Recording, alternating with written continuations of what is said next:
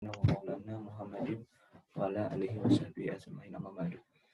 Alhamdulillah kita dapat berkumpul pada pagi hari ini untuk melanjutkan kuliah kita yaitu mata kuliah studi hadis, yang mana hari ini kita melanjutkan presentasi individu, yang mana ada 3 pemateri ya hari ini. Yang pertama ada Bapak Zainal Abidin, habis itu ada Mbak Depi sama Mbak Esi. Nah, untuk mempersingkat waktu, saya persilahkan kepada Mbak Depi dulu untuk mempresentasikan presentasinya. Waktu dan tempat saya persilahkan. Ya. Maaf, untuk share screen-nya ini nggak bisa. Sudah aktif. Oh ya.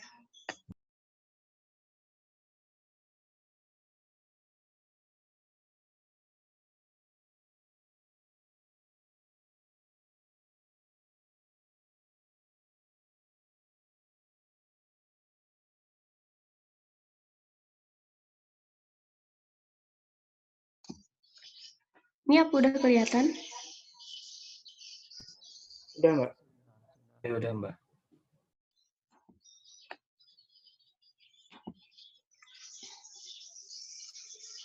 Oke. Assalamualaikum warahmatullahi wabarakatuh.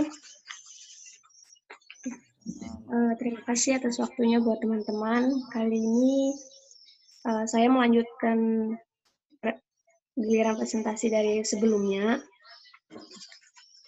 Di sini saya akan menjelaskan sedikit tentang perkembangan hadis pada masa sahabat. Jadi, hadis secara harfiah sendiri itu berbicara, yang artinya itu berbicara, perkataan atau percakapan sebuah kenyataan dari Nabi Muhammad SAW atas persetujuan beliau, disampingi dengan Al-Quran. Nah, kenapa dari itu hadis menjadi sumber hukum Islam kedua setelah Al-Quran? Sebelum perkembangan hadis pada masa sahabat ini, sebelumnya itu perkembangan hadisnya pada masa Nabi Muhammad yang udah dijelasin sama teman kita sebelumnya.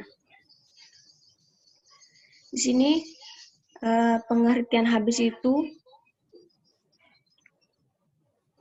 pengertian sahabat itu periode kedua sejarahnya adalah khususnya pada masa Khulafa al-Rashidi atau Abu Bakar, Umar bin Khattab, Utsman bin Affan, Ali bin Abi Thalib. Nah, periode kedua ini disebut juga masa sahabat besar gitu.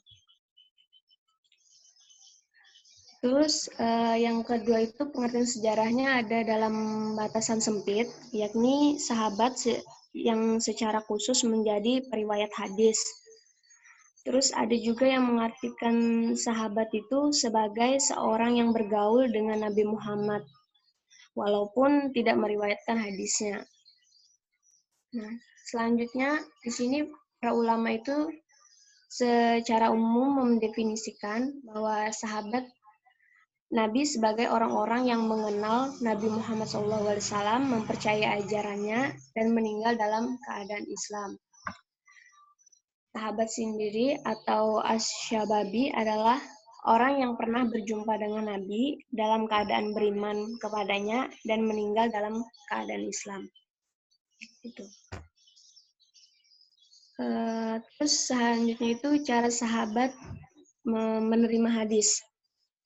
Di sini Nabi Muhammad itu menyampaikan hadis kepada para sahabat dengan cara kata-kata, media tertulis, serta prakteknya secara langsung. Jadi apa yang dilakukan Nabi Muhammad, contoh kecilnya itu seperti beliau mengajarkan para sahabat bagaimana makan yang baik dan benar itu seperti apa, langkah-langkahnya bagaimana, seperti itu.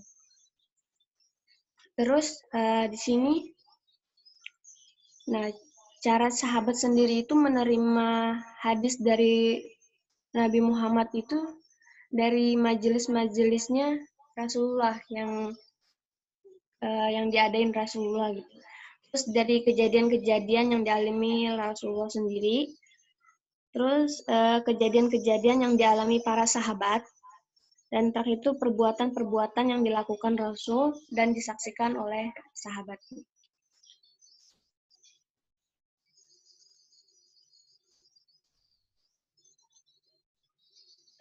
Terus Rasulullah ini banyak melakukan perbuatan yang dipraktikkan secara langsung untuk memberikan contoh kepada para sahabat. Jadi ketika Nabi sendiri mencontohkan sesuatu, para sahabat itu langsung bertanya, apakah ada hukumnya? Terus bagaimana dengan dibarengi dengan Al-Quran seperti itu. Terus selanjutnya penyebaran hadis pada masa sahabat. Nah, di sini para sahabat itu sangat berhati-hati dalam meriwayatkan sebuah hadis. Nah, terdapat sahabat bahkan memilih diam karena para sahabat ini takut gitu kan adanya salah dalam berkata atau ada yang dilebihkan atau ada yang kurang dari apa yang disampaikan oleh Rasulullah, karena para sahabat sendiri itu pada zaman itu lebih ke menghafal gitu. Terus yang kedua itu luasnya wilayah Islam sendiri itu mengakibatkan bertambahnya kesulitan mengendalikan kegiatan periwayat hadis, karena di sini semakin luasnya wilayah Islam, terus banyak orang-orang yang bermunculan, berbondong-bondong memeluk agama Islam yang membuat khawatirnya para sahabat itu terjadinya tadli dan kebohongan dari orang-orang yang munafik dan perbuatan sahabat. Dan waktu itu tuh membuat para sahabat ini kesulitan dalam mengendalikan kegiatan periwayatan hadis secara ketatnya. Takutnya itu tadi ada kebohongan-kebohongan yang dilakukan oleh orang-orang munafik.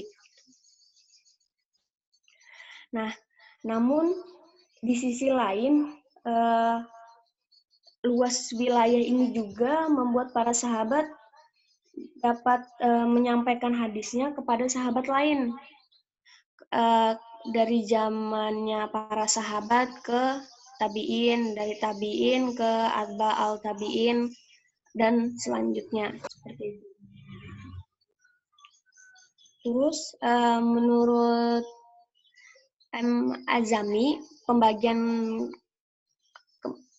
itu ada 4 periode. Yang pertama itu periode penulisan pada generasi sahabat di abad pertama Hijriah. Terus yang kedua itu periode penulisan pada generasi senior, kibar, tabi'in, di abad pertama hingga 105 Hijriah. Terus yang ketiga, periode penulisan dan modifikasi karya di permulaan abad kedua. Nah, dan terakhir itu ada periode penulisan generasi junior, shigar, tabi'in, dan atba'al tabi'in di 3/4 akhir abad kedua. Nah, untuk pemeliharaan hadis dari para sahabat sendiri ini, yang pertama itu pada waktu itu kontribusi para sahabat Rasul itu dalam memberi hadis itu sangat besar, sampai disebut para sahabat ini sebuah keniscayaan. Nah, karena para sahabat ini itu langsung bertemu dengan Rasulullah, baik mendengarkan apa yang diucapkan Rasulullah maupun menyaksikan hadis yang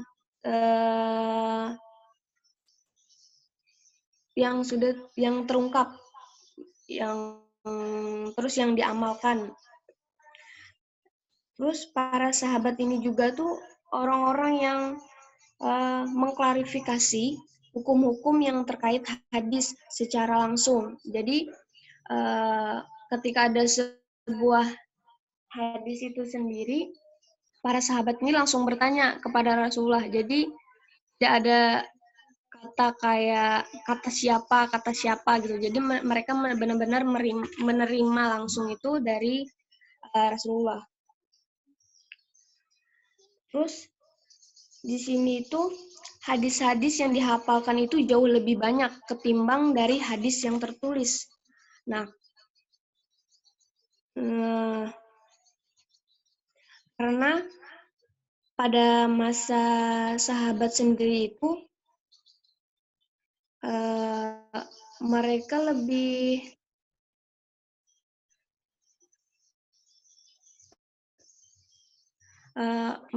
dapat langsung mengklarifikasi, mencari tahu gitu, apakah sebuah hadis itu sudah benar atau masih kurang dalam penyampaiannya, atau bahkan terlebih dari apa yang diucapkan Rasulullah. Kenapa banyak yang pada masa sahabat itu banyak yang menghafalkan daripada menulis gitu. Nah, itu karena para sahabat itu adalah bangsa Arab yang benar-benar mempunyai kekuatan dalam menghafalnya itu sangat tinggi. Terus kedua itu mereka adalah bangsa yang mayoritasnya tidak terlalu pandai dalam menulis. Hanya mungkin beberapa orang sahabat lainnya yang pandai dalam menulis.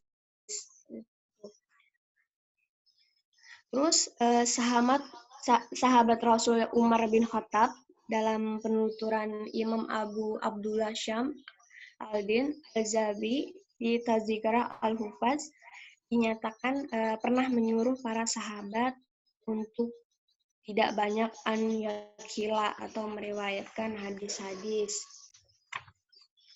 Nah, karena Umar bin Khattab ini itu khawatir gitu kalau para sahabat menyibukkan dirinya dengan hadis-hadis dan melupakan hifznya Al-Quran. Jadi tidak semata-mata Umar bin Khattab ini melarang untuk pembuatan hadis-hadis, cuman Umar bin Khattab ini lebih ke kekhawatiran kepada sahabat-sahabatnya sendiri gitu.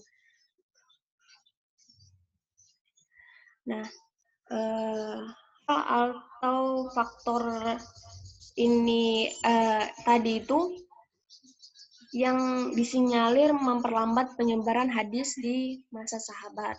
Seperti itu. Terus di sini ada jumlah sahabat periwayat hadis. Untuk jumlahnya sendiri itu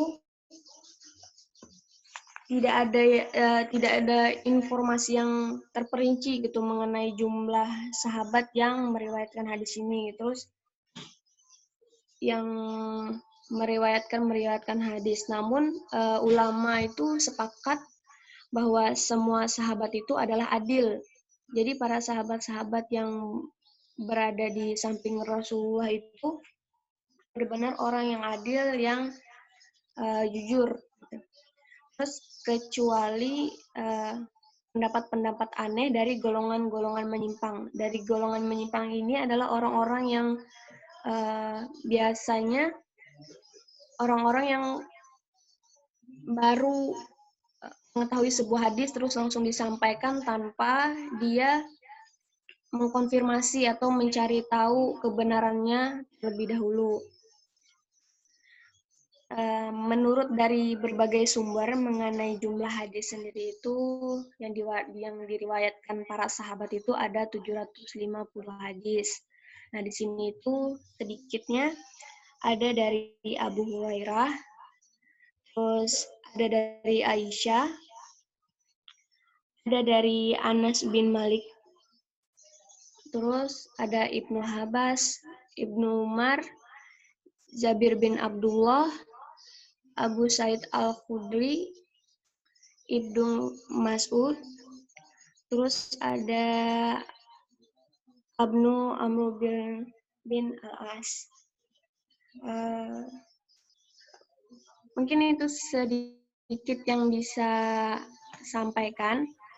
Kalau misal dari teman-teman ada yang ingin ditanyakan, silahkan di kolom chat gitu. Ya, terima kasih kepada Mbak Devi atas penyampaian pematerinya yang berjudul Perkembangan Hadis pada Masa Sahabat. Selanjutnya, dan jika ingin bertanya kepada jika audien ingin bertanya kepada pemateri, mungkin bisa chat di kolom samping. Dan untuk pemateri selanjutnya adalah Pak Eko Mulyadi ya. Halo Pak Eko. Ya, siap insya Allah. Ya, langsung saja Pak Eko, waktu dan tempat saya persilakan. Bismillahirrahmanirrahim. Assalamualaikum warahmatullahi wabarakatuh. Waalaikumsalam. Selamat pagi pada saudara-saudara, bapak-bapak, ibu-ibu. Mudah-mudahan pagi ini semuanya kita dalam rahmat Allah SWT, dalam lindungannya. Puji syukur kita panjatkan kepada Allah SWT. Kita hari ini dalam keadaan sehat walafiat, bisa beraktivitas dalam menimba ilmu dan program pasca sarjana kita. Untuk hari ini saya diberikan kepercayaan menyampaikan materi yaitu berkenaan dengan hadis pada masa tabi'in. Nah, mungkin saya pendahuluannya di sini saya masih juga belajar. Jadi nanti kalau bisa ada klarifikasi dari teman-teman, saya sangat berterima kasih. Kalau misalkan ada yang bisa memberikan tambahan ataupun masukan untuk perbaikan selanjutnya.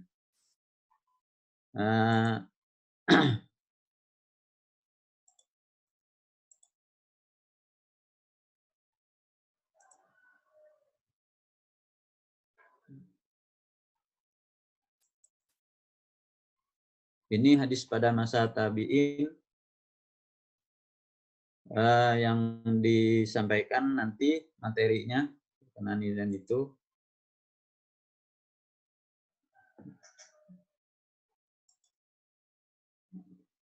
Maaf.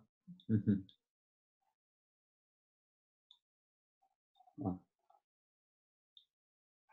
Jadi pembahasannya yaitu ada latar belakang, rumusan masalah, tujuan penulisan, dan metode penulisannya, terus pembahasan yang di bab keduanya pengertian tabi'in, penulisan, dan pembukaan hadis di masa tabi'in, wilayah perkembangan hadis pada masa tabi'in, kemudian pada bab tiganya kesimpulan dan saran. Nah, latar belakangnya yaitu di sini kita melihat bahwa perkembangan hadis itu seiring dengan perkembangan nalar dan manusia yang semakin kritis, maka hadis ini pun perlu gitu ya, khususnya pada para ulama ahli hadis ini harus melakukan pembelajaran terhadap kita sehingga perkembangan hadis ini bisa diikuti dengan dasar-dasar yang benar. Kemudian dan dalam latar belakangnya ini juga perkembangan hadis ini bukan hanya dipelajari oleh kalangan umat Islam, tapi juga melibatkan kalangan orientalis. Karena pada kalangan orientalis itu banyak ya melakukan counter balik terhadap sangkaan-sangkaan yang negatif ya terhadap keaslian daripada hadis itu sendiri. Dan demikian kita diharapkan kita sendiri sebagai umat Islam secara umum ini mengetahui sejarah hadis khususnya pada di masa tabi'in itu seperti apa sebenarnya. Itu kalau masa sahabat dan pada masa Nabi kan itu sudah dijelaskan oleh teman kita terdahulu. Pengertian tabi'in ini menurut ahli hadis yaitu Al-Hakim Ibnu Salah An-Nawawi ini disebutkan dan Iraqi disebutkan bahwa ahli tabi'in itu adalah orang-orang yang menjumpai sahabat dalam keadaan iman dan Islam, baik perjumpaannya itu lama atau sebentar.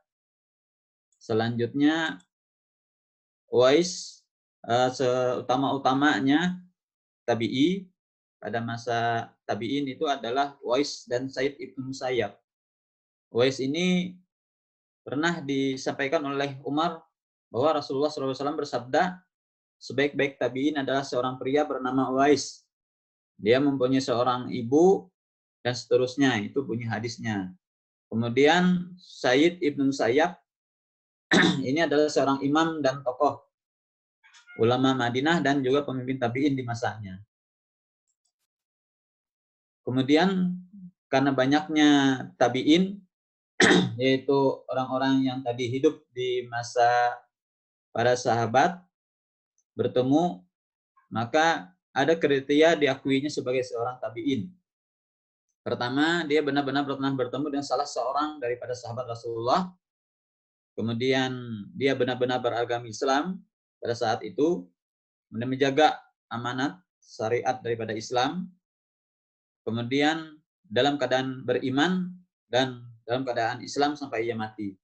Ini kriteria diakuinya seseorang sebagai tabi'in. Kemudian di dalam saking banyaknya tabi'in yang hidup pada masanya, itu ada 7 fuqaha atau orang-orang yang utama ahli fikih daripada generasi tabi'in ini. Yaitu yang pertama ada Said Ibnu Musayyab yang hidup tahun 15 sampai 94 Hijriah. Al-Qasim Ibnu Muhammad Ibnu Abi Bakir, ini yang hidup 37 sampai 107 Hijriah. Ruwah Ibnu Zubair yang wafat pada tahun 94 Hijriah. Kemudian Hayrizah Ibnu Zaid yang hidup pada tahun 29 sampai 99 Hijriah. Kemudian Abu Ayyub Sulaiman Ibnu Yasar Al-Hilali, ini yang hidup pada tahun 34 sampai 107 Hijriah. Kemudian yang keenam ada Ubaidillah Ibnu Abdullah Ibnu Utbah yang wafat pada tahun 98 Hijriah. Terus yang ketujuh ini ada 2 pendapat. Ada yang menyebutkan yang utamanya itu ada Salim Ibnu Abdullah Ibnu Umar Ibnu Khattab yang wafat tahun 106 Hijriah. Ada juga yang menyebutkan yang utama daripada fuqaha ini adalah Abu Salamah Ibnu Abdur Rahman Ibnu Auf yang wafat tahun 94 Hijriah. Kemudian kita beranjak kepada penulisan dan pembukaan hadis di masa tabi'in. Nah, pada masa tabi'in ini penulisannya pertama saya tidak berpendapat dulu, ini saya mempresentasikan yang saya bisa nanti kita klarifikasi atau kita sama-sama sharing. Yang saya dapatkan referensinya pada masa Rasulullah dan para sahabat ini tidak dituliskan. Dan kemudian pada masa tabi'in pun ada yang tidak mau menuliskan juga hadis-hadis ini, yaitu pada masa tabi'in itu ada Ubaidillah bin Amr As-Salamami Al-Muradi yang wafat tahun 72 Hijriah. Kemudian ada Ibrahim bin Yazid At-Tamimi yang wafat tahun 92 Hijriah. Kemudian ada Ibrahim An-Nakal yang wafat tahun 96 Hijriah. Nah, alasannya kenapa mereka tidak menuliskan pada masa Rasulullah, sahabat, sampai kemudian ada beberapa orang tabi'in juga yang tidak mau menuliskan. Mereka khawatir apabila murid-murid mereka ini jika membukukan hadis itu akan bercampur dengan pendapatnya atau pendapat daripada tabi'in atau pendapat para sahabat itu sendiri. Kemudian sehingga murid-muridnya itu akan menangkap adanya kerancuan bagi orang-orang yang membaca setelah mereka, yaitu setelah sahabat atau setelah tabi'in itu sendiri. Nah, kemudian baru ada juga yang menuliskan pada masa tabi'in yang berpendapat untuk dituliskan itu ada Anas bin Malik yang mengatakan ikatlah ilmu itu dengan tulisan. Kemudian ada Sa'id bin Basir rahimahullah, ini wafat tahun 95 Hijriah, ini menulis dari Ibnu Abbas dan Ibnu Umar. Kemudian ada Sa'id Al-Musawi rahimahullah yang wafat tahun 105 Hijriah, ini meringankan kepada Abdurrahman bin Harmalah untuk menuliskannya. Kemudian ada Amir As-Saibi, kemudian ada Qatadah bin Di'amah As-Sudusi yang wafat tahun 1888 Hijriah. Nah, alasan kenapa sampai dituliskannya ini karena munculnya pemalsuan dan kedustaan terhadap hadis Rasulullah. Jadi dengan alasan munculnya ada beberapa hadis yang palsu, kemudian maka para tabi'in ini khususnya kemudian menuliskan hadis-hadis dengan yang benar begitu. Kemudian akan ada kekhawatiran takutnya hadis-hadis ini dari dada manusia karena berkurangnya daya ingat. Kalau pada masa sahabat ini daya ingatnya seperti yang disampaikan oleh Bu Devi tadi itu, daya ingatnya mereka rata-rata kuat karena selain mereka yang disampaikan alasan tadi juga mereka minta doakan kepada Rasulullah agar terpelihara daya ingatnya. Kemudian alasan selanjutnya kenapa sampai dituliskan ini tidak munculnya pakar hadis palsu, supaya tidak muncul pakar hadis palsu dengan cara menambah atau mengurangi hadis yang sebenarnya. Kemudian pada masa tabi'in ini ada beberapa wilayah perkembangan hadis yang menjadi sumber-sumber berkembangnya hadis sampai kepada yang kita kenal sekarang, yaitu pertama di Madinah. Nah, jadi penyebaran Islam itu sudah sangat luas, sehingga perkembangan hadis ini pun mengikuti daripada perkembangan wilayah daripada masa keislaman terdahulu pada masa tabi'in, khususnya pada masa Khulafaur Rasyidin. Nah, di Madinah itu para sahabat yang bertahan di Madinah itu ada Khulafaur Rasyidin itu sendiri, kemudian Abu Hurairah, Siti Aisyah, Abdullah bin Umar, dan Abu Sa'id Al-Khudri. Dan kemudian tabi'in yang belajar ataupun menimba ilmu mencari sumber kepada mereka ini adalah Sa'id ibnu Al-Musayyab, Ruwah ibnu Zubair, ibnu Syab Al-Zuhri, kemudian Ubaidillah ibnu Utbah Mas'ud, dan Salim ibnu Abdullah ibnu Umar. Itu di Madinah. Kemudian para sahabat yang juga menyebar di Mekah, yang bertahan di Mekah pada saat itu adalah Mu'adz bin Jabal, Atah ibnu Asid, Haris ibnu Hisham, Utsman ibnu Talhah, dan Utbah ibnu Al-Haris. Nah, kemudian tabi'in yang belajar dengan mereka, yang mencari sumber hadis dengan mereka ini adalah Mustahid ibnu Zabar, Attah ibnu Abi Rabah, Taus ibnu Kaisan, dan Ikrimah maula ibnu Abbas. Nah, kemudian di daerah Kufah, para sahabat yang tersebar ke daerah Kufah itu ada Ali bin Abi Thalib, Sa'ad ibnu Abi Waqqas, dan Abdullah ibnu Mas'ud. Sementara tabi'in yang belajar dan mencari sumber kepada mereka dengan para sahabat ini adalah Ar-Rabi ibnu Qasim, Kamal ibnu Zaid al-Naqai, Sa'id ibnu Zubair al-Asadi, Amir ibnu Sarahil al-Sa'bi, Ibrasim al-Naqa, dan Abu Ishaq al-Sa'bi. Nah, selain tiga daerah ini ada juga di daerah Basrah. Nah, ini di wilayah Basrah, sahabat yang bermukim di sana adalah Anas ibnu Malik, Abdullah ibnu Abbas, Imran ibnu Husain, Makal ibnu Yasar, Abdurrahman ibnu Samrah, dan Abu Sa'id al-Ansari. Sementara tabi'in yang belajar kepada mereka adalah Hasan al-Basri, Muhammad ibnu Sirin, Ayub al-Sakatani, Yunus ibnu Ubaid, Abdullah ibnu Aun, Qatadah ibnu Du'amah, Al-Sulusi, dan Hasib ibnu Hasan. Kemudian di daerah Syam, sahabat yang bermukim di sana ada Abu Ubaidah al-Zahra, Bilal ibnu Rabah, Ubadah ibnu Samit, Mu'adz ibnu Zabal, Sa'ad ibnu Ubadah, Abu Qarda, Surahil ibnu Hasanah, Khalid ibnu Walid, dan Iyad ibnu Ghanam. Kemudian tabi'in yang belajar kepada mereka ada Salim ibnu Abdullah al-Murabi, Abu Idris al-Qaulani, Abu Sulaiman al-Darani, dan Umar ibnu Hanai. Di daerah Mesir yang bermukim di sana para sahabat adalah Amr ibnu Al-As, Uqbah ibnu Amar, Hayrizah ibnu Huzafah, dan Abdullah ibnu Haris. Tabi'in yang belajar ke sana kepada para sahabat ini ada Amr ibnu Al-Haris, Khair ibnu Al-Amil Al-Hadarami, Yazid ibnu Abi Habib, Abdullah ibnu Abi Zabar, dan Abdullah ibnu Sulaim Al-Tawil. Kemudian di Andalus, daerah Andalus, sahabat yang di sana ada Mas'ud ibnu Al-Aswad Al-Balwi, Bilal ibnu Harisim, Al-Lima Al-Muzami, Salamah ibnu Al-Aqwa, dan Walid ibnu Uqbah ibnu Abi Mu'id. Tabi'in yang belajar kepada mereka Ziyad ibnu An'am, Al-Mu'afil, Abdurrahman ibnu Ziyad, Yazid ibnu Abi Mansur, Al-Mubrihah ibnu Abi Burdah, Rifa ibnu Rafi, dan Muslim ibnu Yasar. Kemudian di daerah Yaman dan di daerah Khurasan ini ada Mu'adz ibnu Zabal dan Abu Musa al-Asi. Kemudian ada Muhammad ibnu Ziyad, Muhammad ibnu al-Asari, dan Yaha ibnu Sahabih al-Mubri. Tabi'in yang belajar kepada mereka ini Haman ibnu Munabah, dan kemudian Wahab ibnu Munabah, Ta'wus dan Wahab ibnu Munabah, dan Ta'awus dan Ma'mar ibnu Rasid. Itu daerah-daerah tempat perkembangan ilmu hadis pada saat masa tabi'in.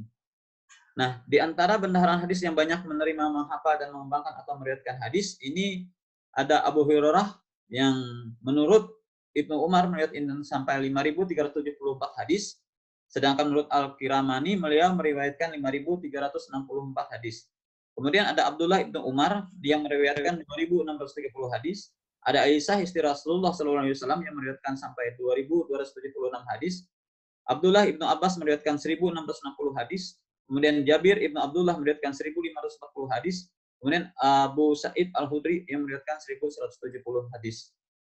Nah, demikian presentasi yang bisa saya sampaikan. Saya memohon adanya kritik dan saran untuk perbaikan makalah.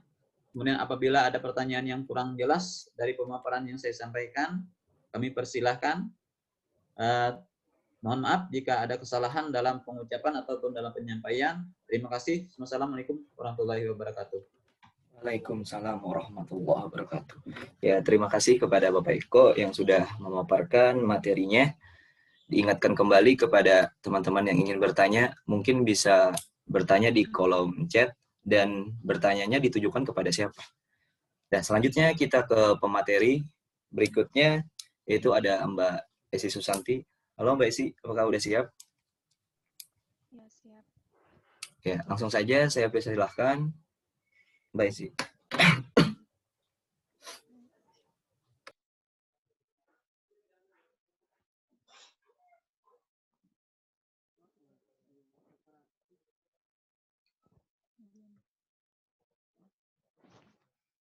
Assalamualaikum warahmatullahi wabarakatuh. Waalaikumsalam warahmatullahi Terima kasih wabarakatuh. kepada Mas Ari karena sudah menjadi moderator. Sekarang saya akan menjelaskan atau memaparkan materi studi hadis tentang masa pembukuan hadis. Jadi di sini saya akan menjelaskan sedikit tentang masa pembukuan hadis, khususnya itu yang abad kedua Hijriah. Nah, di sini saya akan menjelaskan zaman pembukuan hadis. Awal mulanya adalah pada saat kepemimpinan Khalifah Islam yang pertama kali. Nah, Khalifah ini adalah Umar ibnu Abdul Aziz. Beliau memerintahkan untuk menulis hadis. Latar belakang beliau memerintahkan seperti itu karena beliau melihat bahwa Nabi Muhammad SAW dan para khulafa ar-rasyidin tidak membukukan hadis Nabi Muhammad SAW. Di antara sebabnya yang mendasar ialah untuk menjaga kemurnian Al-Quran, yakni kekhawatiran bercampurnya Al-Quran dengan yang bukan Al-Quran. Sedangkan pada masa pemerintahan Umar bin Abdul Aziz, Al-Quran telah selesai dikodifikasi secara resmi. Kemudian ada latar belakang pembukuan hadis lainnya. Yang pertama adalah Al-Quran telah dibukukan dan tersebar luas sehingga tidak dikhawatirkan lagi akan bercampur dengan hadis. Kemudian telah makin banyak para perawi atau penghafal hadis yang meninggal dunia. Bila keadaan demikian terus dibiarkan, maka dikhawatirkan akan hilangnya hadis dalam bagian dari agama.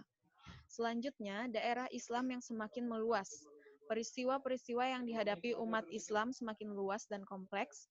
Hal ini berdampak pada perlunya hadis Nabi sebagai petunjuk di samping Al-Quran. Pemalsuan-pemalsuan hadis yang semakin mengkhawatirkan bila keadaan demikian terus dibiarkan, maka kelestarian dan kemurnian ajaran Islam dapat terancam. Maka diperlukan langkah pencegahan dan salah satunya dengan cara membukukan hadis, yang sekaligus dapat menyelamatkan dari pengaruh pemalsuan-pemalsuan. Selanjutnya ada metode yang digunakan dalam pembukuan hadis.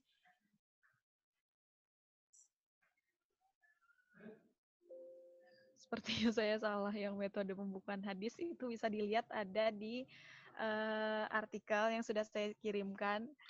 Mohon maaf. Kemudian langsung saja ke kitab-kitab masyhur abad kedua Hijriah. Di sini ada Al-Muwatta yang disusun oleh Imam Malik bin Anas atas permintaan Khalifah Abu Ja'far al-Mansur. Selanjutnya ada kitab Musnad Asy-Syafi'i. Susunan dari Imam Asy-Syafi'i, kitab hadis ini merupakan kumpulan hadis-hadis yang terdapat dalam kitab beliau yang bernama Al-Um. Kemudian selanjutnya ada kitab Mukhtaliful Hadis, disusun oleh Imam Asy-Syafi'i. Di dalamnya dibahas tentang cara-cara menerima hadis sebagai hujjah dan cara-cara mengkompromikan hadis yang nampak kontradiksi satu sama lain. Selanjutnya ada kitab As-Siratun Nabawiyah yang disusun oleh Ibnu Ishaq. Antara lain berisi tentang pelajaran hidup Nabi dan peperangan-peperangan pada zaman Nabi. Kemudian selanjutnya pemalsuan hadis. Di sini ada motif pemalsuan hadis. Jika sebelumnya pembinaan hadis hanya dibolehkan dalam bentuk hafalan dan dilarang untuk memperbanyak riwayat hadis oleh Khulafa ar-Rasyidin, maka pada abad kedua Hijriah, periwayatan hadis dibolehkan bahkan diperintahkan ditulis dalam buku hadis. Data sejarah menunjukkan bahwa pemalsuan hadis tidak hanya dilakukan oleh orang-orang Islam saja, melainkan dilakukan juga oleh orang-orang non-Islam. Mereka membuat hadis dengan tujuan untuk meruntuhkan Islam dari dalam, seperti propagandis politik, golongan zindik, tukang-tukang cerita, dan kemudian penganut ajaran tasawuf dan mencari popularitas. Kemudian ada upaya penanggulangan pemalsuan hadis. Maka pada saat itu, para ulama berusaha dengan gigih menghadapi pemalsuan hadis. Caranya bermacam-macam, yaitu diantaranya yang pertama melakukan perlawatan ke daerah-daerah untuk mengecek kebenaran hadis-hadis yang diterimanya dan meneliti sumber-sumbernya. Kemudian hasilnya mereka siarkan kepada masyarakat. Kemudian yang kedua, meneliti sanad dan perawi hadis dengan ketat. Riwayat hidup dan tingkah laku para perawi dan sanad hadis diteliti dengan seksama. Maka lahirlah istilah-istilah dalam ilmu hadis seperti siqah, kazab, fulanla, ba'sabih, dan lain sebagainya. Kemudian ada tokoh-tokoh hadis pada abad kedua ini. Yang pertama adalah Malik, yang kedua Yahya ibnu Sa'id al-Qattan, yang ketiga Waqi ibnu Jarrah, yang keempat Sufyan al-Tsauri, kemudian Ibnu Uyainah, selanjutnya Syu'bah ibnu Hajjaj, lalu Abdurrahman al-Mahdi, selanjutnya Al-Auza, dan selanjutnya lagi Al-Laits, lalu ada Abu Hanifah al-Syafi'i. Baiklah, mungkin itu saja yang bisa dapat saya paparkan. Selanjutnya saya serahkan kepada moderator. Ya, terima kasih kepada Mbak Esi yang telah memaparkan materinya. Selanjutnya kita masuk ke sesi tanya jawab. Diingatkan kembali kepada teman-teman yang ingin bertanya, mungkin bisa bertanya di kolom chat dan pertanyaannya ditujukan kepada siapa. Nah, di sini ada pertanyaan pertama. Mungkin ditujukan kepada Mbak Esi dari Mas Anas. Saya bacakan pertanyaannya. Assalamualaikum warahmatullahi wabarakatuh. Mengingat sekarang sudah masuk di era modernisasi, apakah ada pembukuan secara digital dan apakah itu diperbolehkan? Apa memang harus dibukukan, serta pemalsuan hadis sendiri ada muncul istilah-istilah yang disebutkan seperti syikah, kazab, dan lain-lain. Bisa dijelaskan pengertiannya, Kak? Terima kasih. Mungkin ini pertanyaannya ke Mbak Esi ya? Ya, mungkin bisa dijawab oleh Mbak Esi. Silahkan.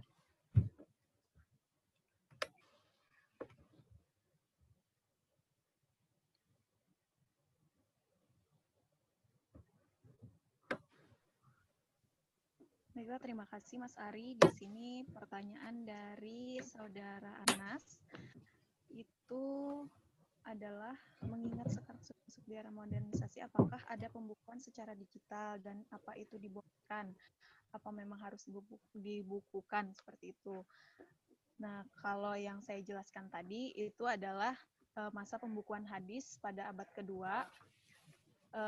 yang sering kita baca dan itu yang menjadi bahan pengetahuan yang bisa kita dapatkan dari para ustadz atau guru-guru kita yang mengajarkan tentang studi hadis. Nah, untuk studi hadis yang dibukukan secara digital, kalau menurut saya pribadi itu mungkin dalam bentuk e-book yang bisa kita dapatkan kayak studi hadis, kemudian yang sudah di apa ya namanya? Maksudnya dia sudah melalui pengembangan atau sudah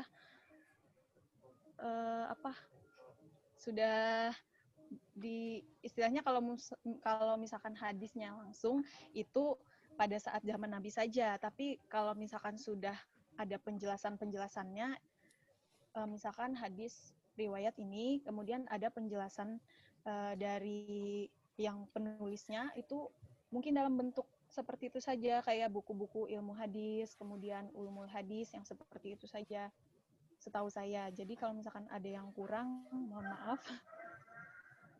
Atau mungkin yang lain ada yang ingin menambahkan tentang pembukuan hadis secara digital. Kemudian untuk Shika,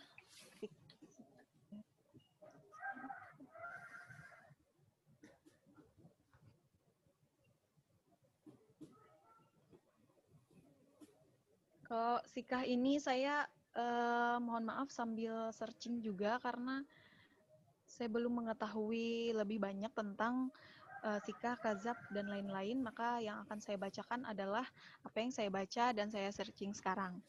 Baiklah, Sikah itu sendiri berasal dari kata kerja wasika yatsiku, yang berarti mengikat, meneguhkan, dan mempercayai orang lain dalam memegang amanat. Nah, dari kata ini lahir kata mitsak yang bermakna ikatan perjanjian yang sangat kokoh.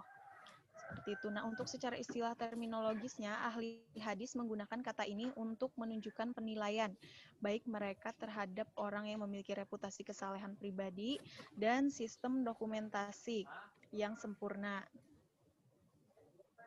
Kemudian mereka tidak menerima orang yang hanya memiliki syarat pertama, jika tidak memiliki syarat kedua. Begitu juga sebaliknya, kedua syarat ini harus terpenuhi hingga seorang perawi hadis berhak memperoleh predikat sikat dari ahli hadis.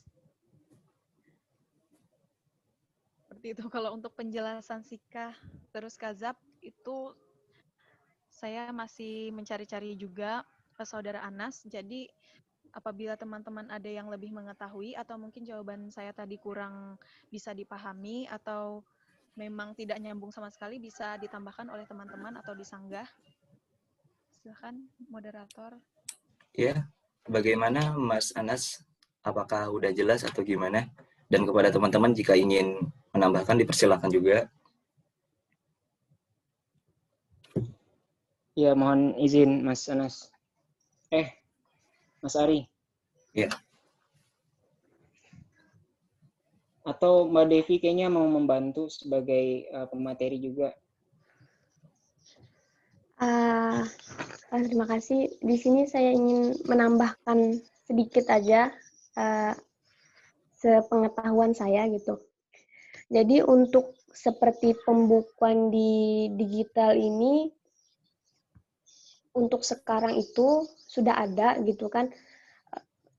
Setahu saya ya itu sudah ada. Jadi itu bisa kita akses tuh di Li2 Pustaka gitu. Dia itu menyediakan hadis kitab dari 9 imam gitu. Di situ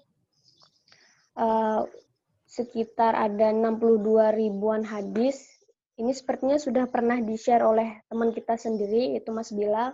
Itu di situ udah ada gitu versi digitalnya dari 9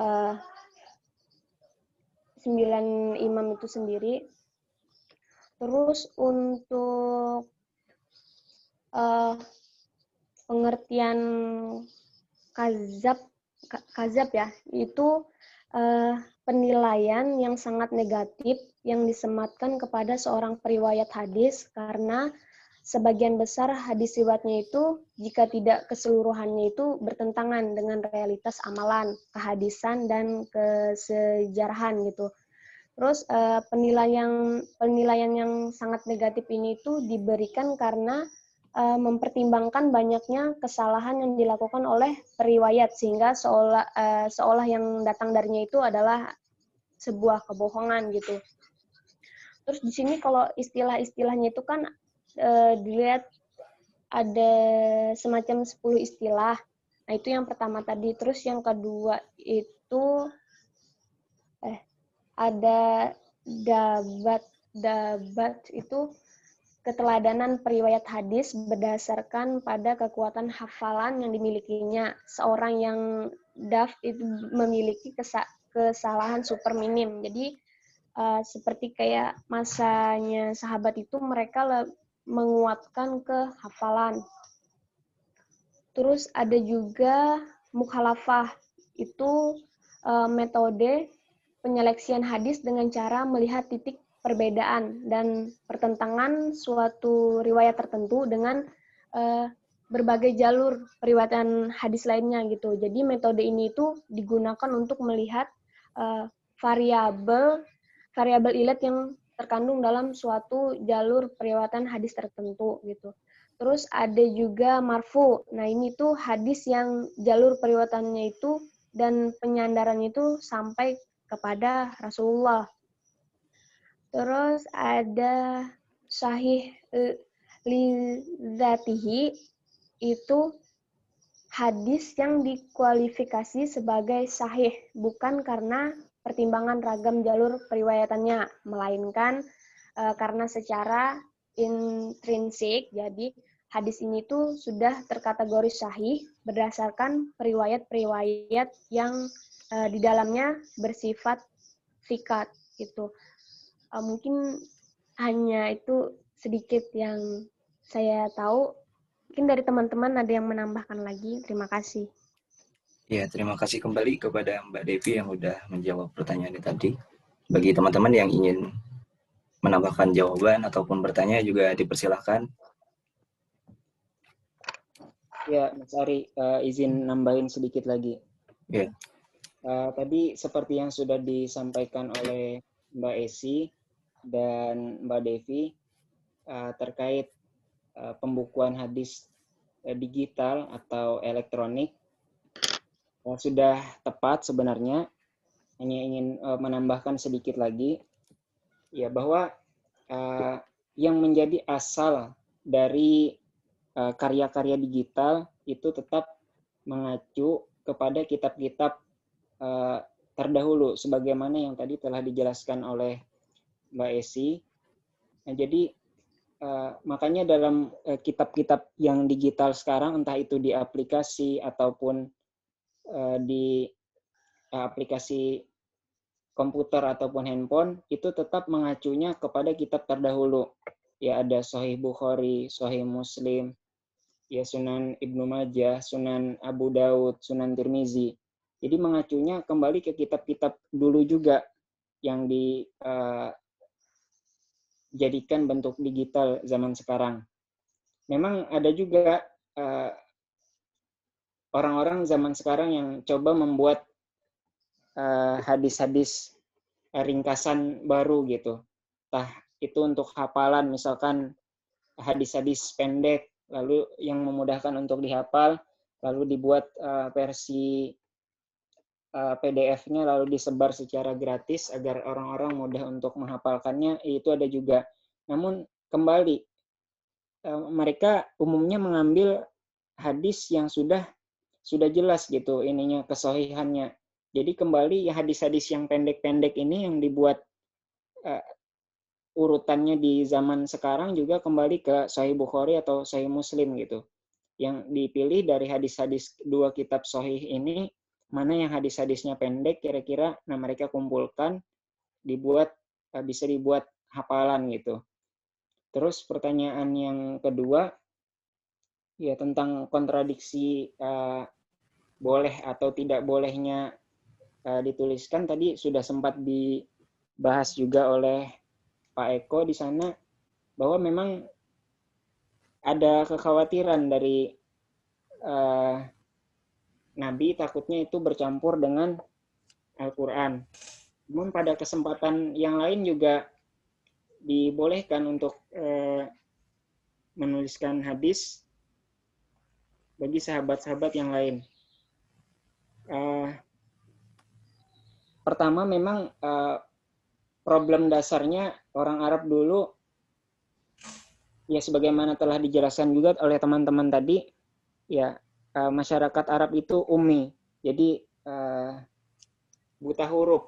Makanya saat ada mulai dari perang Badar, nah saat itu umat Islam memenangkan perang Badar dan menahan beberapa tawanan, itu diantara cara menebus dirinya para tawanan itu adalah dengan cara mengajarkan baca tulis kepada umat Islam. Ya, itu kemudian sampai akhirnya beberapa umat Islam mulai paham baca tulis dan ya menuliskan hadis-hadis Rasulullah. Jadi meskipun ada larangan pada zaman Rasulullah hidup, tetap saja ada para sahabat yang menuliskan hadis beliau. Selama itu diyakini tidak akan bercampur dengan Al-Quran. Kemudian tentang istilah thiqah dan kazab, ya secara umum sudah terjawab tadi. Thiqah artinya ya dapat dipercaya.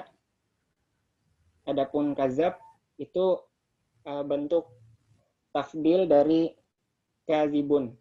Ya, kazaba itu artinya berdusta. Pendusta itu kazib.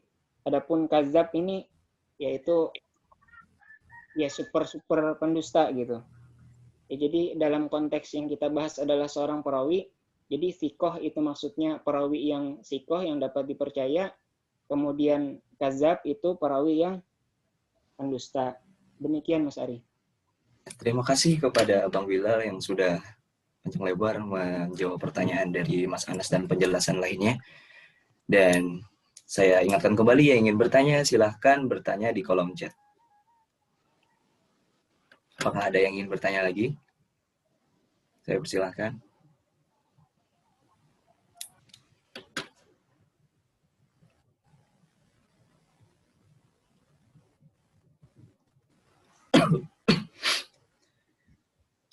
Ya, halo. Ada yang ingin bertanya lagi? Mungkin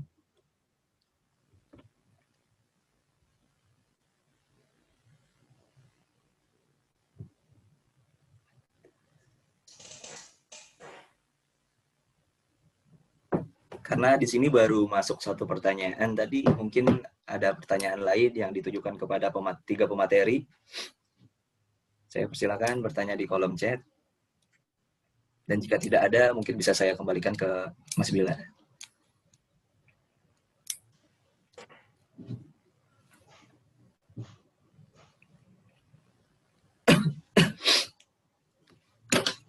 Ya, secara umum materi yang disampaikan teman-teman tadi sudah, Masya Allah ya, sangat bagus sekali. Sehingga sudah cukup jelas, makanya teman-teman mungkin tidak merasa perlu lagi untuk bertanya. Ya, jika tidak ada yang ingin bertanya, mungkin saya sebagai moderator akan menutup diskusi kita pada hari ini dan saya kembalikan kepada Bang Bilal. Saya selaku moderator, mohon maaf apabila dalam penyampaian saya jadi moderator ada kesalahan. Assalamualaikum warahmatullahi wabarakatuh. Saya kembalikan ke Bang Bilal.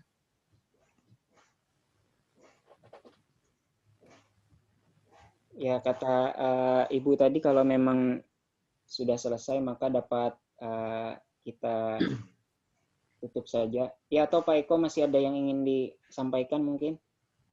Ya, terima kasih Mas Bilal. Ini Ulun hendak sharing aja kalau ada kawan-kawan yang lebih mengetahui gitu.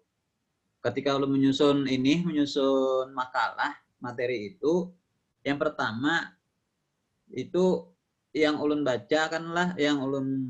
baca bahwa pada zaman Rasulullah dan sahabat itu intinya penulisan hadis ini dilarang. Kemudian kan sedang Al-Quran sendiri kan itu dituliskan pada masa sahabat, jadi hadisnya tidak begitu. Nah, tetapi tadi ada beberapa teman yang menyampaikan bahwa hadis ini dituliskan pada waktu masa sahabat. Nah, itu kalau bisa dijelaskan lebih dalam lagi gitu. Jadi sahabat ini pada masa sahabat siapa, atau Khulafaur Rasyidin atau Khalifah siapa yang menuliskannya pada zaman apa mulainya hadis ini dituliskan. Itu yang pertama. Kemudian yang kedua, kekhawatiran sahabat ini untuk menuliskannya, pertama tadi memang disampaikan oleh Mas Bilal kan ada karena buta huruf. Kemudian rata-rata masyarakat Arab itu buta huruf. Kemudian yang kedua, adanya kekhawatiran tercampurnya antara hadis dengan Al-Quran dan juga pendapat mereka sendiri sebagai sahabat atau sebagai tabi'in, sehingga dikhawatirkan tidak dituliskan. Nah, yang menjadi pertanyaannya yang kedua ini, bagaimana cara kita yang awam ini bisa membedakan itu pendapat dan itu hadis begitu? Karena kan banyak sekali hadis-hadis yang dari buku, referensi ataupun dari yang digital tadi kan. Nah, jadi ini bagaimana kita bisa membedakan triknya lah, trik yang sederhana untuk bisa membedakan bagaimana itu hadis dan itu pendapat. Karena kalau kita menganggap itu sudah hadis semuanya, kadang antara hadis yang kita baca yang A, terus kita baca lagi hadis B, ternyata ada kontradiksi antara kedua hadis ini. Nah, gitu. Nah, kita tidak tahu apakah yang B ini tadi itu pendapat atau hadis, sehingga kita simpulkan ada kontradiksi atau adanya semacam pertentangan lah begitu antara isinya. Demikian, mungkin ada teman-teman yang bisa bisa share gitulah sedikit ilmu. Terima kasih dari saya. Wassalamualaikum warahmatullahi wabarakatuh. Waalaikumsalam warahmatullahi wabarakatuh.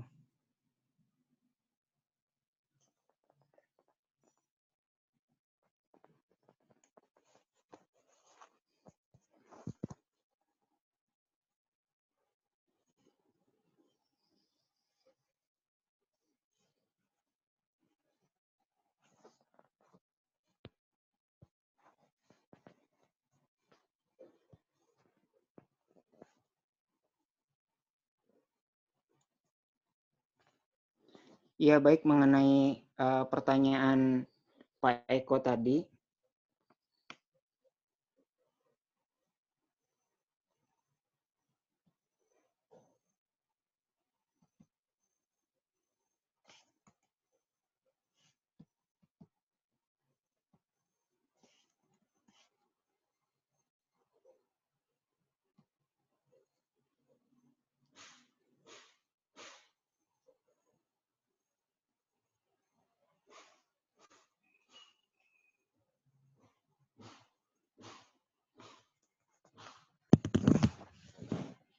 Tentang adanya kontradiksi apakah hadis itu boleh ditulis atau tidak ditulis di zaman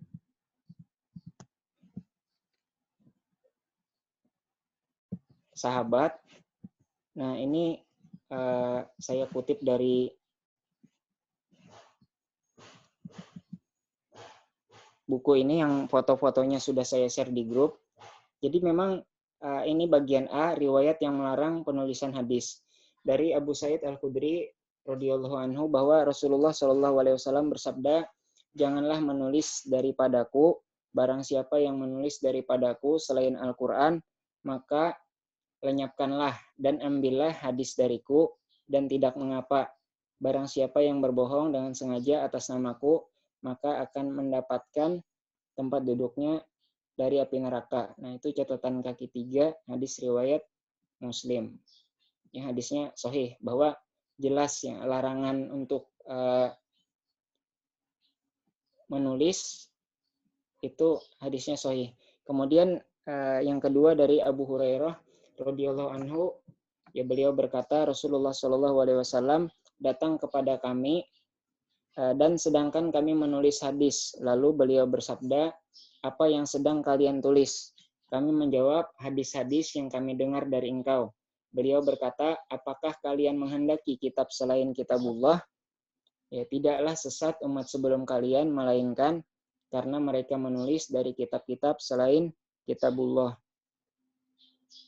Nah, ini catatan kaki 4 diriwayatkan Al-Khatib Al-Baghdadi dalam Taqyidul Ilmi.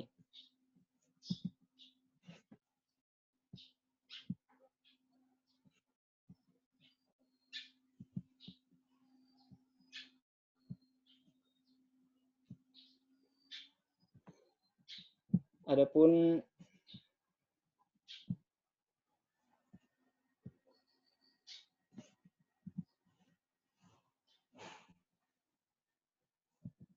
ya, selanjutnya yang hadis-hadis yang membolehkan dari Abdullah bin Amru bin As radhiyallahu anhuma berkata, aku menulis segala sesuatu yang aku dengar dari Rasulullah dengan maksud ingin menghafalnya. Lalu kaum Quraisy melarangku dan mereka mengatakan, apakah kamu menulis segala sesuatu yang kamu dengar dari Rasulullah, sedangkan Rasulullah manusia biasa yang bicara di saat marah dan gembira? Maka aku menahan dan berhenti menulis. Lalu aku sampaikan kepada Rasulullah. Kemudian beliau menunjuk kepada mulut dan jarinya dan berkata, tulislah demi jiwaku yang ada di genggamannya, tiadalah suatu apapun yang keluar darinya, melainkan yang hak dan benar. Nah, dalam hadis ini justru diizinkan oleh Rasulullah. Kemudian yang kedua juga dari sahabat Abu Hurairah. Yang tadi beliau juga meriwayatkan sebaliknya, yang tidak larangan Nabi yang bahwa umat-umat terdahulu itu sesat karena menuliskan dari Nabi mereka. Kemudian Abu Hurairah berkata, tiada seorang pun dari sahabat Rasulullah yang lebih banyak hadisnya dariku kecuali Abdullah bin Amru al-As, karena dia menulis sedangkan aku tidak menulis. Ya, jadi sahabat Abu Hurairah memang dikenal dengan sahabat di antara sahabat yang kuat hafalannya, maka beliau fokus pada hafalan, sedangkan nah ini yang beliau sebutkan sahabat Abdullah bin Amru al-As menulis. Kemudian dalam As-Sahihain disebutkan bahwa ketika Allah membukakan kota Makkah, ya Fathul Makkah untuk Rasulullah SAW berdiri dan berkhutbah. Lalu berdirilah Abu Syah, penduduk Yaman, dan berkata, wahai Rasulullah, tulislah untukku. Maka beliau bersabda, tulislah untuk Abu Syah. Kemudian yang keempat dari Anas bin Malik radhiyallahu anhu berkata, Rasulullah SAW bersabda, ikatlah ilmu dengan buku. Nah, atas dasar perbedaan nas inilah para ulama berselisih pendapat dalam penulisan hadis. Jadi Ibnu Shalah berkata, para ulama berselisih pendapat dalam penulisan hadis. Sebagian di antara mereka melarang penulisan hadis dan ilmu dan menyuruh untuk menghafalnya, dan sebagian yang lain membolehkannya.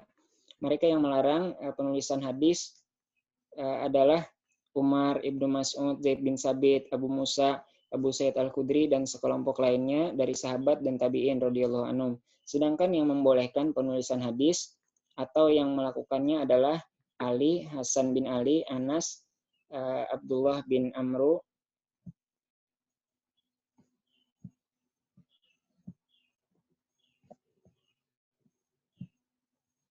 Al-As, dan sekelompok lainnya dari sahabat dan tabi'in radhiyallahu anhum.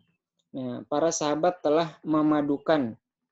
Nah, ini intinya di sini. Para ulama telah memadukan dua pendapat yang berselisih antara mereka yang melarang dan membolehkan penulisan hadis sebagai berikut. Larangan penulisan terjadi pada awal masa perkembangan Islam, dikhawatirkan terjadi percampuran dan penggabungan antara hadis, Nabi, dan Al-Quran. Ketika keadaan sudah aman dan kondusif, dan banyak para penghafal Al-Quran, Rasulullah mengizinkan untuk menulis hadis. dan larangan sebelumnya menjadi mansukh atau terhapus. Nah, kemudian yang kedua, larangan hanya khusus pada penulisan hadis bersamaan dengan Al-Quran dalam satu lembar atau sohifah, karena khawatir terjadi kemiripan atau persamaan. Nah, jadi kalau itu nulisnya bercampur dalam satu halaman, itu yang dikhawatirkan tercampur. Tapi kalau jelas terpisah di satu lembaran tertentu, misalkan khusus Al-Quran, di lembaran lain khusus hadis, maka ini kan aman gitu. Kemudian yang ketiga, larangan hanya bagi yang diyakini mampu menghafalnya, karena dikhawatirkan akan bergantung pada tulisan. Sedangkan diperbolehkan penulisan hanya bagi yang diyakini tidak mampu dalam menghafalkannya, seperti Abu Syah. Maka dengan demikian, hilanglah kesan pertentangan antara nas-nas yang ada. Nah, hal-hal yang model seperti ini itu mungkin diantara bahasan yang ada di ilmu mukhtalafil hadis yang tadi sempat disinggung oleh pemateri sebelumnya, juga sempat saya sampaikan pada bagian cabang-cabang ilmu hadis kemarin. Kemudian yang kedua tadi apa Pak Eko? Selain tentang ini. Yang kedua tadi bagaimana cara kita atau trik yang sederhana lah untuk membedakan antara itu pendapat dengan hadis begitu, Mas Bila. Terima kasih. Oh ya, mungkin sekedar ini kita cari aja referensinya yang ketika disebutkan tadi. Kalau memang tidak disebutkan hadis, ya kita jangan mengira itu hadis begitu. Tapi kalau disebutkan hadis, ya kita bisa coba cek referensinya apakah benar.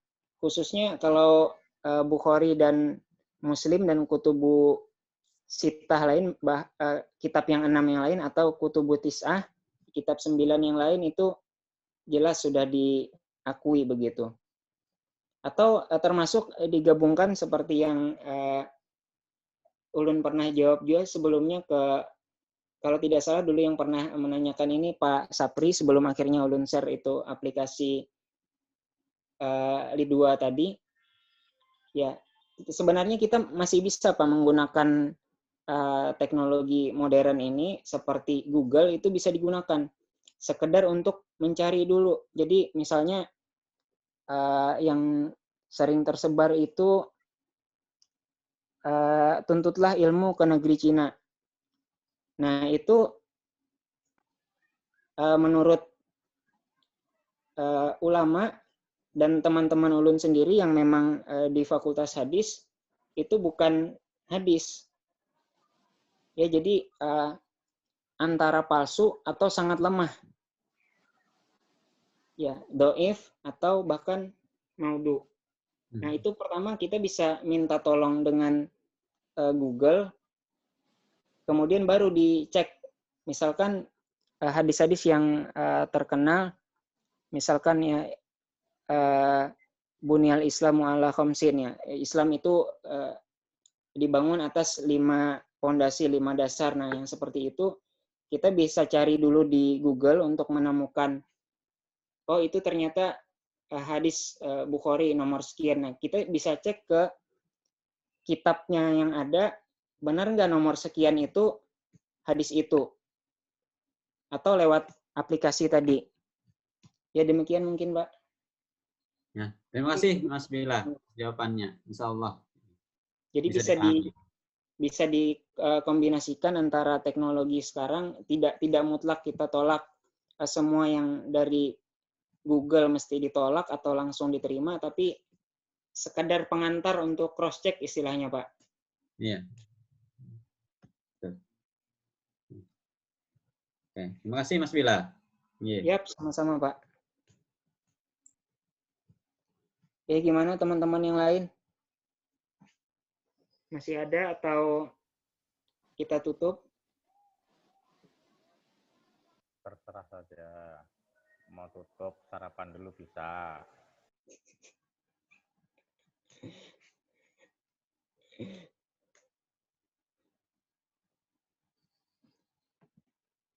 Ya, kalau memang sudah tidak ada lagi, maka kita tutup perkuliahan pada pagi hari ini dengan ucapan hamdalah dan doa kafaratul majelis. Alhamdulillahirabbil alamin. Alhamdulillahirabbil alamin. Assalamualaikum warahmatullahi wabarakatuh.